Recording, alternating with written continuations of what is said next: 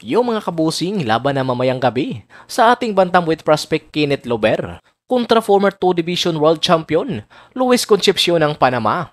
Sa kanilang official weigh-in ay hindi nga po nakuha ni Lober ang unang attempt, ang 118 bantamweight limit sapagkat lumampas nga po ito ng 0.4 pounds.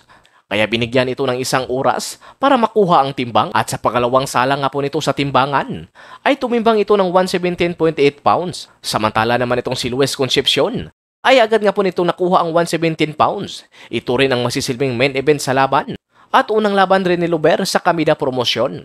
Saad nga po nitong si Lober na pinaghandaan talaga nito ang laban sapagkat isa itong mabigat na hamon sa kanya ngayon. Ngayon daw talaga masusubukan ang kanyang katatagan sa ibabaw ng ring at susubukan naman daw nito na lumaban at hindi magsusurinder. Dagdag pa nito na talagang bakbakan ang makikita ng mga tao sa gabi ng kanyang laban. Samantala naman former world title challenger Aston Palecte, napalaban nga po ito sa Amerika kahapon.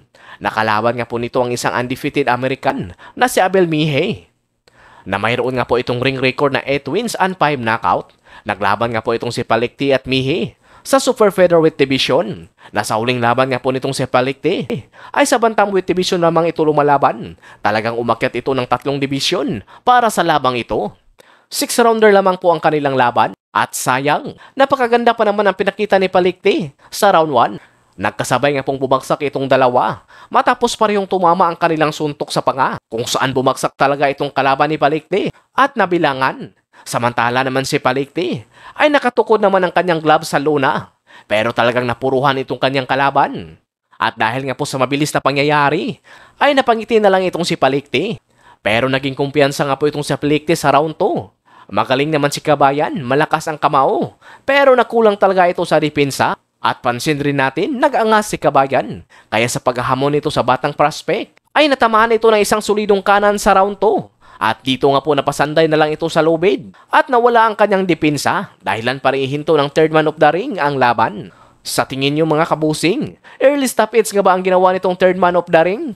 Usad niyang nagpapatalo lang talaga itong si Palecte sa laban dahil kita nga po natin na ayaw na nitong sumuntok at panay hamon na lang dito sa batang prospect. Sa ngayon nga po ay nagiging stepping stone na lang itong si Palecte sa mga baguhang banyaga. 5 sunod-sunod na talo nito ay galing nga po sa knockout matapos mapalaban ng 4 na beses sa Amerika at isa naman sa Australia. Sa ngayon nga po ay mayroong ring record itong si Palecte na 28 wins, 9 losses and 23 knockout.